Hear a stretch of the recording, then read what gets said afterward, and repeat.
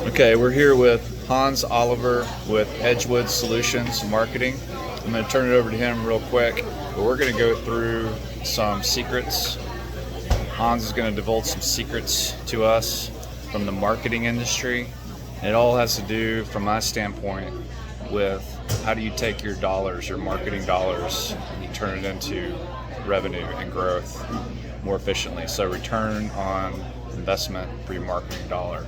All right, here we go. Undercover with Hans, Edgewood Solutions. Jazz All right. hands. All right. So Hans, real quick, what is it that you do, especially like in light of what a normal marketing consultant would do? Like, how do you distinguish yourself?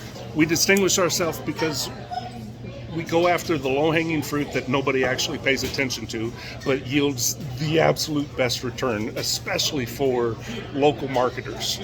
If you're a local business and you want to get a specific footprint, there's a specific strategy that anybody can use to make it happen. And it's just following a buyer cycle, a psychology of how people buy stuff. Right, and then using the technology that's out there. So you said a few things there, like how could it be like nobody else is paying attention to the low-hanging fruit? That seems like the easiest thing in the world. Like, okay, yeah, low-hanging fruit, it's easiest, but you're saying nobody's paying attention to it? It's just not sexy. The bottom line, it's not sexy. So if I talk to you about your Google My Business listing, yeah, that's not sexy. It's not sexy. If I talk to you about getting more online reviews. So what is Google My Business? I didn't even know what that was when you started talking to me about it. It is the platform that Google is using to steal the what your website normally does for you. Think about it for a minute. Google My Business, you go and you do a search, yep, and you get like the map pack, the three businesses that are in there. Right. You can press on that. You can find out the company's phone number, their hours, where they're located. You never have to visit their website.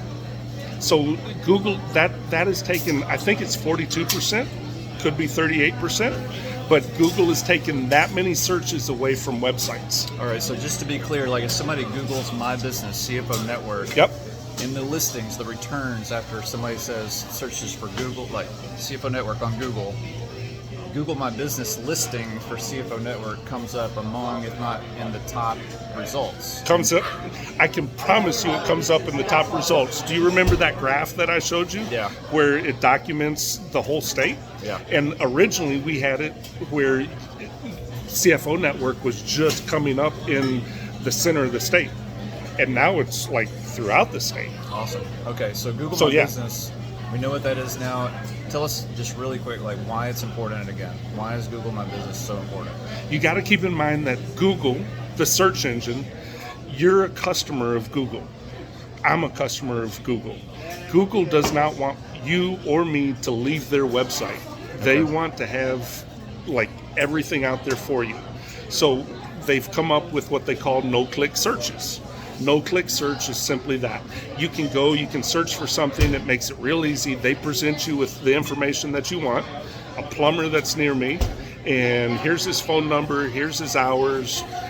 Give him a call, and all you have to do is press it. You never have to visit a website. Okay. So why is Google My Business important to a business owner like me? And what does that have to do with my website? And what does that have to do with me growing my business?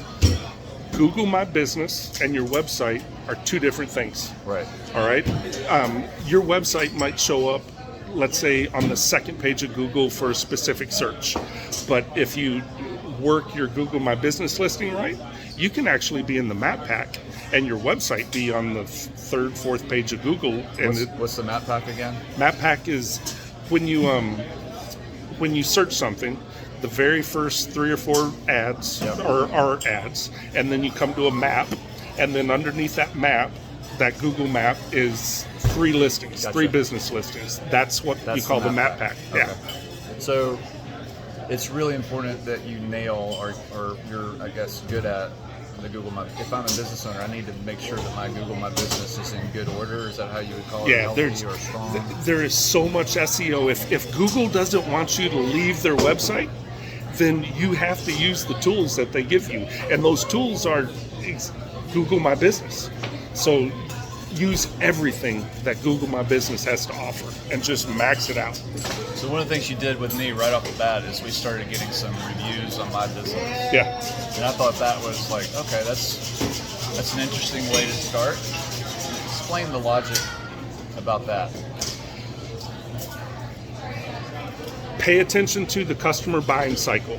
All right, the customer buying cycle is this. You're aware that you have a problem, then you research that problem, you find comparisons for people that can solve your problem, and then you purchase the solution. And then after you purchase the solution, there's the retention base of it. Okay, so Yeah.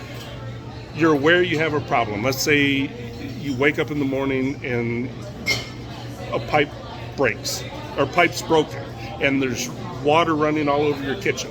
You're aware you got a problem. So what's your first instinct? Your first instinct is you grab your phone, grab your computer, and you Google plumber near me. All right, so you just went from awareness to research, and now you're doing comparison like almost immediately. And how do you compare those things? The Google offers you 3 solutions. What's the main thing that you pay attention to get the right solution? Reviews. The reviews. And usually 92% of the time, the person with the most reviews in that map packs, they get the phone call. Wow. So it's literally aware you got a problem, you do the research, you do the comparison. The comparison's the reviews, and then you make the purchase. And then now, as a business owner, you need to know if you did a good job. All right, so at that point, I clicked on that one listing, most reviews. Hopefully that's my business. Then what happens? Then it all comes down to how you onboard a new client. All right. Well, does it take me to, well, I might call them, or I might go to the website? So good point. Okay, I see what you're saying. There's a couple of things that happens. You see those listings in the map pack, and in the example that we're using with the plumber, you have those 3 examples. You press one, and then it has a button to call. Again, you don't have to go to a website to find the phone number, hours of operation, It's really cool. or even the email. You just press it, and Google sends you, makes the phone call on your behalf. Yeah, it's amazing. It, like, sends it to my phone sometimes. Yeah. Or you can click on the other button to go to the company's website. Yeah. At that point, obviously, you've got to have a good website. A good website is a foundation to your marketing platform. I consider 3 things a foundation to your marketing platform, and this is good reviews, a great Google My Business listing, and then a strong website. Like, you have to have a strong website with strong calls to action and very specific intent when a person comes to your website. All right, so let's follow a chain to now they've gone to my website. So what have you done to my website so that when they arrive there, that you're taking good care of that lead, so to speak? There's specific calls to action when they come to your website. Yeah. Person comes to your website, they know exactly why they're there because of the heading that's there. And then there's 2 calls to action. You can make a phone call, or you can set a personal appointment with you. That's it. And then everything else is all about the services that you offer. What about the wording that I put on my website? Does that Oh my matter? goodness, yes. I want to talk to you. Before I had just, Alan had just written a bunch of cool stuff about my business, but you took a look at it and you changed the wording significantly. Why was that? So what we did was we did keyword research on your website, or we did keyword research, and we decided the persona of the person that you want to attract. Like, what are they searching for? So what is a person searching for when they're looking for a virtual chief financial officer? Right. All right. And then we wrote the copy around that. Now, we're writing the copy so the end user can appreciate it and get your message across, but we're also writing the copy to where the Google AI bots, The algorithm? that they recognize who you are. And once they recognize who you are, that's how you end up getting higher up in the search engine. So you changed some of the headings in my website, the wording, the actual wording in Yes. my website, so that the Google algorithm, when it passed over my website, picks up on certain keywords, and those keywords happen to be the most popular keywords in my target market Correct. that I'm looking for, right? Yeah, that's right. So you have strategically analyzed, here's the keywords that are magic for me and my business. Yes. Now let's make sure that we've placed those keywords within the verbiage, the titles, the headings, the text of my website, so that the Google algorithm even the will pick pictures. up on that. So even the pictures that we upload to your website have a very specific naming convention that goes along with them. So it's CFO network, maybe a keyword that we're targeting, and then the location that we're targeting. So now not only does Google read your website, the verbiage that's on there, but it also reads the back end of that picture. Wow. Everything that we uploaded to that picture, so we get double bang for our buck. That's amazing. All right, so we've been successful. We've gotten the prospective new customer to my website. Mm-hmm. You mentioned call to action. So what are the calls to action? Take it from there. Call to action is, you just want to make it easy for a person to get in touch with you. You want to take away all the friction. That makes way too much sense. Well, that's all you want to do. You want to have a button on there to where they can call you right away. You want to have a button on there where they can actually set an appointment to meet with you. So that was pretty cool what you did for me. So describe really cool like that, like what you did for me. So there's a service called Calendly, and I love Calendly. But you can take that service and get rid of your contact forms. So a person looks at your website and they have, enter my first name, my last name, my web address, and my email, and you'll be in contact with me. Yeah. We did away with all that. That's pretty lame. Now, yeah. Well, and then it fills your email with junk mail. Yeah. Right? Junk mail. So what we've done with you, we took your Calendly invite, and a person can go to your website and actually book a meeting with you, and then Calendly takes over. So just to be clear, Calendly is an app that I signed up for that has a link to my calendar, and so somebody can see an available time slot next Tuesday at whatever 2:00 for 30 minutes, and they can actually click on it, and it will actually book an appointment with me on my calendar. It'll book an appointment with you. The cool part about it is you can designate, do you want that appointment to be a phone call, or do you want that appointment to be a Zoom call? And you can integrate it with your Zoom password or whatever, and it just automatically sets it up. And then on top of that, you can program your Calendly account to send reminders not only to you but to the prospect. That's awesome. To let them know, hey, you've got a meeting in the next 30 minutes. Hey, you got a meeting in the next 20 minutes. You've got a meeting in the next 3 minutes. And then that way, that helps the no-show rate. Then at the same time, 30 minutes after the meeting ends, you can send out a thank you note. That's amazing. And it's all automatic. They do it for you. So I see what you're saying now. It's you're really drilling down on the actual customer process from I got a problem to I'm a new customer. Yeah. Right. So and it's not just I saw an ad, I'm going to sign up. It is a process that they go through from problem identification. There's several stages that they go through before they actually make a purchasing decision. That's a great point. You said there's several stages that they go through. What a lot of people think when they hire me or they hire any other marketing agency in town is I build you a website, and then you think people go to that website and then they buy your product. That's not it at all. Pay attention to the customer buying cycle again. There's awareness. There's research, comparison. The research part is where people tend to lose it. Yeah. All right. So it's like I saw a Facebook ad. Well, I went to the website and the website looked like crap, so it stops. Yeah. But during that time, they found another competitor, and then you lose out to a competitor. You bought the ad, but the competitor gets it. That's brutal. It is brutal. It sucks. So how is this different from the rest of the marketing industry? What are other marketing consultants, marketing agencies doing this?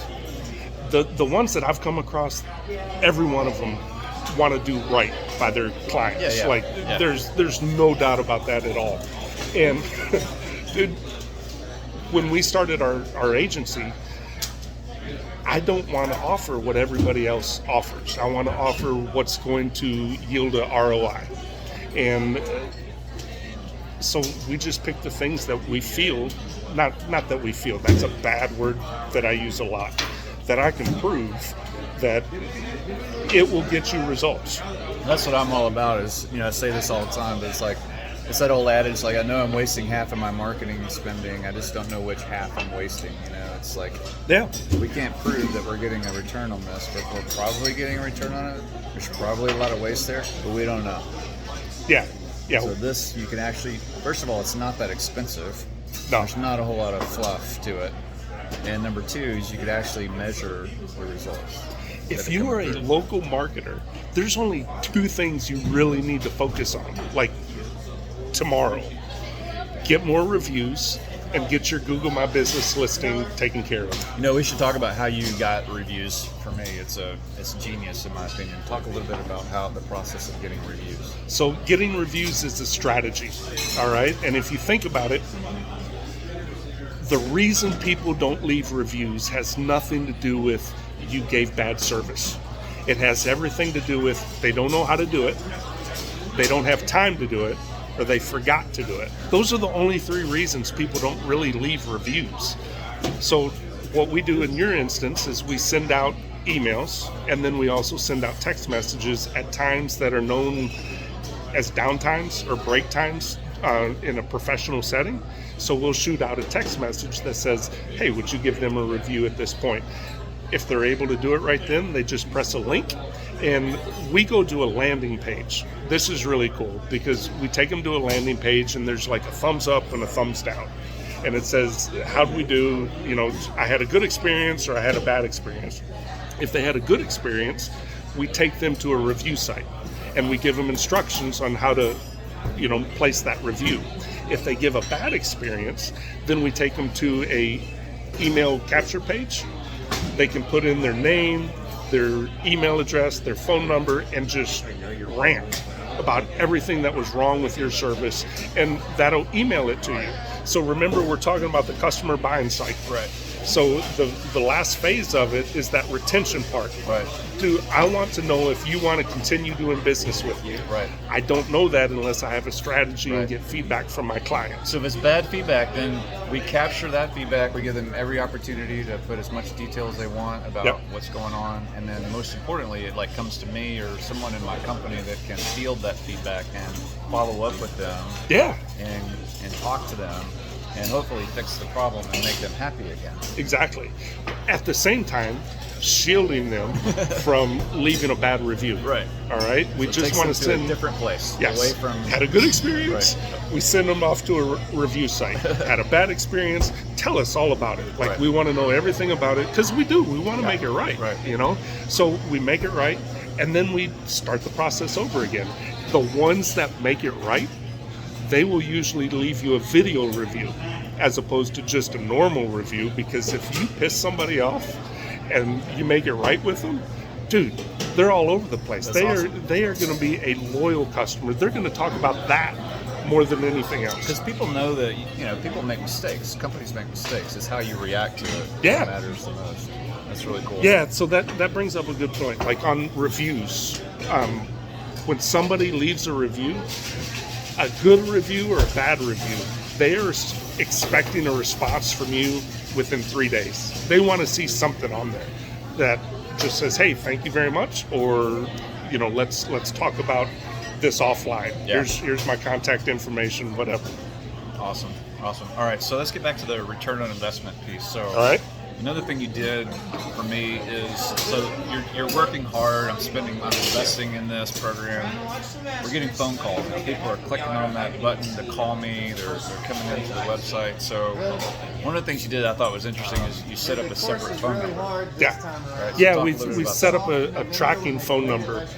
And basically what a tracking phone number does is we're able to measure every phone call that comes in through that. Does that make sense? Yep. All right. So I'm able to track, like if I'm successful, you're successful, I should say.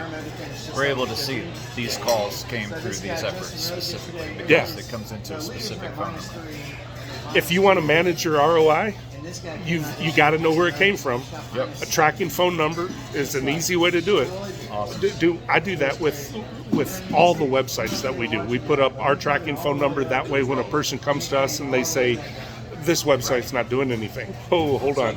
Or your GMB where it's not doing anything. We can look and say, okay, this is how many phone calls came from this. Like, let's talk about that. That's great. Let's talk about the investment piece. I know a lot of small business owners, they have limited budgets. They're not familiar with all this high technology stuff that you're talking about. They're hesitant to spend money on it. So Yep. obviously it takes some level of investment, but can you give me an idea of, you don't have to throw out extra dollars, because I know that it varies by company, but level of affordability, and then kind of what's your attitude about, you were talking to me about, hey, if this doesn't produce results, then we'll kill it. We'll try something else. Yeah, exactly. Let's put it this way. Let's break it down into having the most reviews. Let's just raw data. Yeah. Having the most reviews will get you the most clicks. Okay? Yep. So let's talk about what's the potential loss if I don't have the most reviews. Yeah. So, okay, here's what we do. We type in landscape in Dallas, Texas. Landscaper near me, Dallas, Texas. We get 3 options. One option has 50 reviews and the other 2 have 10 reviews each. The one with 50 reviews is getting the call. Yeah. Right? Yeah. What's an average landscaping job in Dallas? Let's just say it's $5,000. Yeah. So for everyone that they're in landscaping Dallas, let's say there's 400 searches for that each month. That's 400 customers each month looking for a landscaper in Dallas. And if you're not getting those calls, how much? And we're talking about $5,000 a pop. Yeah. You just kind of do the math. Absolutely. That's amazing. Yeah, that's a good point. Okay. What else? Anything else we need to know? If you follow the customer buying cycle, Uh-huh. it's easy. It truly is easy. Okay, research. It makes way too much sense. Well, it makes too much sense, but it's not sexy. It's truly not sexy. But if you follow the customer buying cycle, it just makes the path clear. Okay, so a person gets awareness. Now they're doing research. Now they're doing a comparison of people that can provide the solution. And when they get to, when they do the research, you got to have a cool website. You got to have a website built out that shows that you're professional. When they're doing the comparison, you got to have reviews there to show that, you are who you say you are. Yeah. A customer could, I was going to say bad words, a customer could care less if what you say about yourself. But they expect your customers to talk about you. Yep. All right? Yep. So when they get to the comparison part, you got to have reviews. Yeah. That And then- makes so much sense. And then obviously at the purchase part, dude, you just got to be on point with your sales presentation. Absolutely. That's awesome. Yeah. Hans Oliver with Edgewood Solutions.